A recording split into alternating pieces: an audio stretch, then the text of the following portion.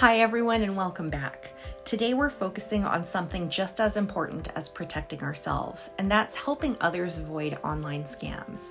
Scammers often target the people we love, especially those who may not be as familiar with technology, like elderly family members or friends.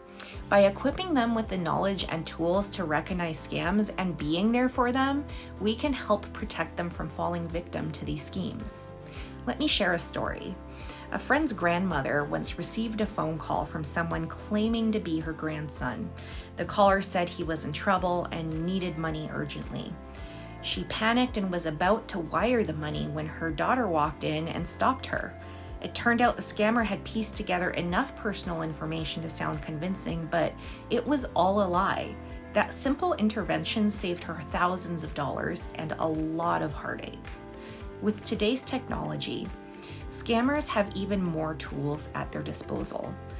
AI can mimic voices, making it easier for them to impersonate loved ones.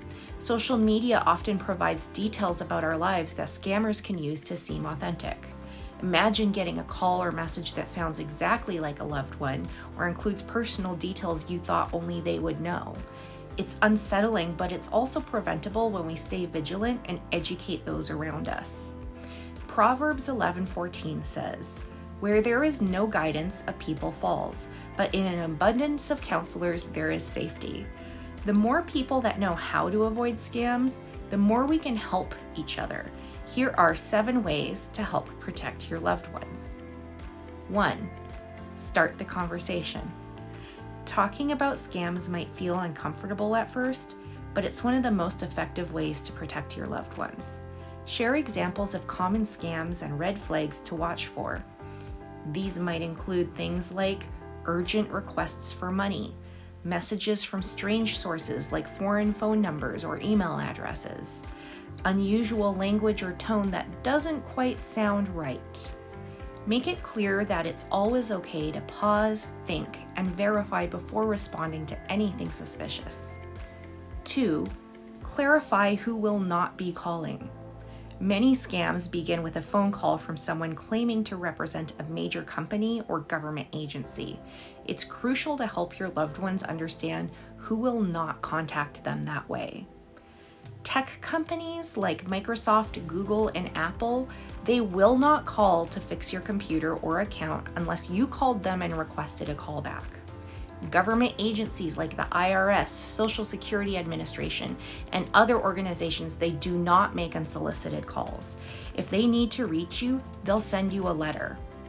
Remind them not to fall for scare tactics like threats of arrest or warnings that their Social Security number will be deactivated. These are completely empty threats, and they're designed to cause panic. 3 is to encourage verification. Teach your loved ones to verify any unexpected request by contacting the supposed sender directly.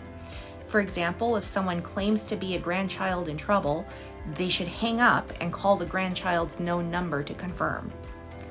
Help them set up a list of verified phone numbers in their contacts, including their banks, utilities, and even delivery services like USPS, UPS, and FedEx.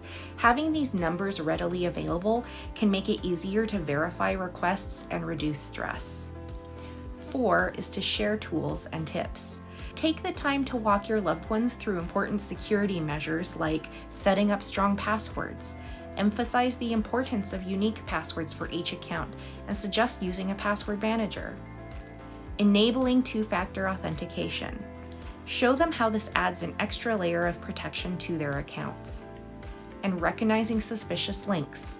Teach them to hover over links to see where they lead and to avoid clicking on anything unfamiliar. By practicing these steps together, you can build their confidence and make them feel more secure online. 5 is to be available.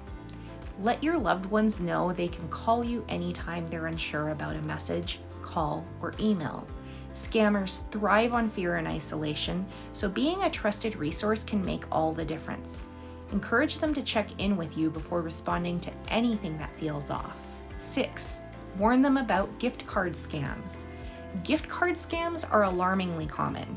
Explain that no legitimate organization or person will demand payment in gift cards. If someone insists on this method, It is always a scam. And 7, teach them it's okay to ignore mystery messages. Scammers will often use vague, casual messages to draw people in. For example, they might send a text that simply says, "Hi," or "Is this Jenna?" Encourage your loved ones not to respond to these messages. If they're unsure about a call or text, the best response is no response. Hanging up or ignoring a message isn't rude, it's wise. Engaging with scammers only signals that they found someone willing to communicate, making them more likely to persist. Scammers rely on fear and isolation to manipulate their victims.